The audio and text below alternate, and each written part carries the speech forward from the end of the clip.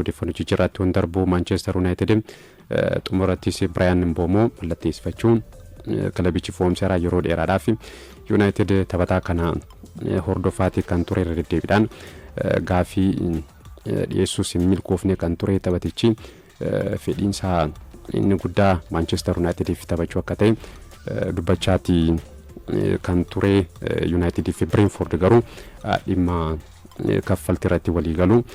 hin dandeenye kan ture boodarra garuu United kaffaltii dabaluudhaan lammii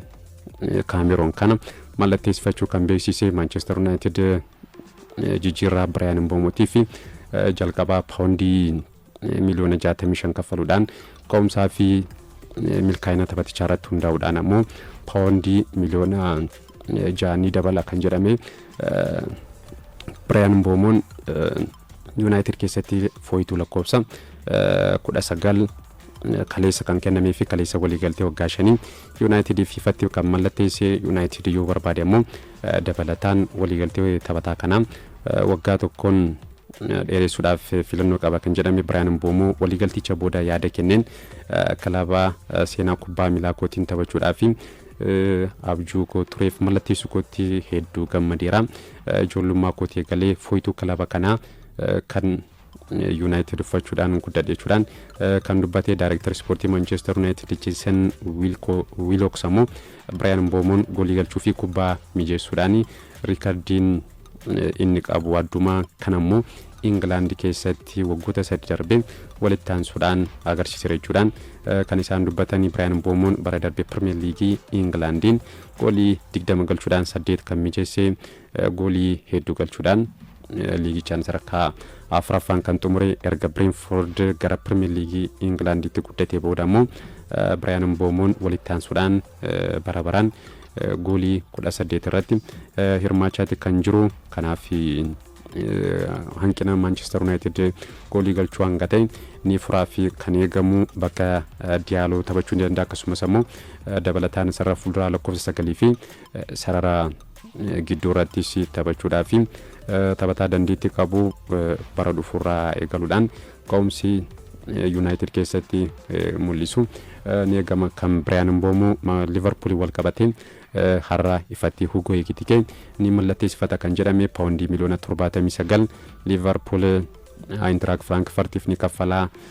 yookiin ammoo euro miliyoona 91 Liverpool jijjiirraa taphataa kanaatiif kan inni kaffalu dhimmoota dhuunfaatiin dursee Hugo Ekitike waliin waliigaluun isaa ni beekama kaleessa ammoo kilaboonni lamaan Liverpool fi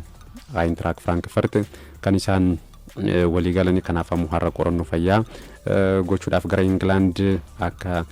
deemuudha kan gabaafame taphatichi waliigaltee waggoota 6 Liverpool fi ni mallatteessaa fi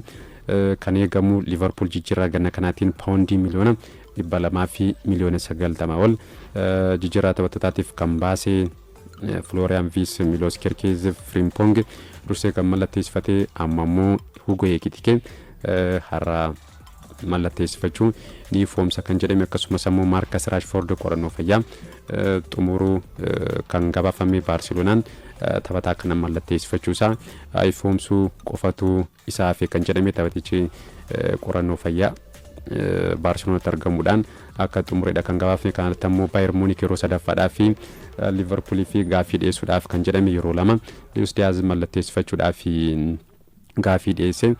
fudhataman arganne kan ture amma yeroo sadaffaatiif fi gaafii dhiyeessuudhaaf akka ta'e kan gabaafame kanatti ammoo Manchester United ammas goleegaa mallatteessifachuudhaaf fedhii akka qabu meel kan gabaasiti ture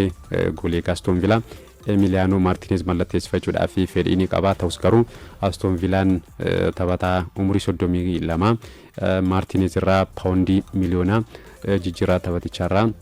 paawundii miliyoona 40 barbaada kan jedhame kanaaf Manchester United jijjiirraa kana dhiisuudhaaf akka ta'e dhaggaafamaati kan jiru Newcastle United ammoo taphattoota inni barbaadaa jiru kilabootaan harkaa fudhatamaati kan jiru Hugo Ekitike mallatteessifachuudhaaf dursee waliigaleeti kan ture ta'us garuu Liverpool taphaticha mallatteessifachuudhaaf waa hunda kan xumure Newcastle United James Trafford gooliigaa Burnley mallatteessifachuudhaaf waliigaleeti kan ture ammoo Manchester Cityn goleegaa kana mallatteessifachuudhaaf fedhii qaba kan jedhame Trafford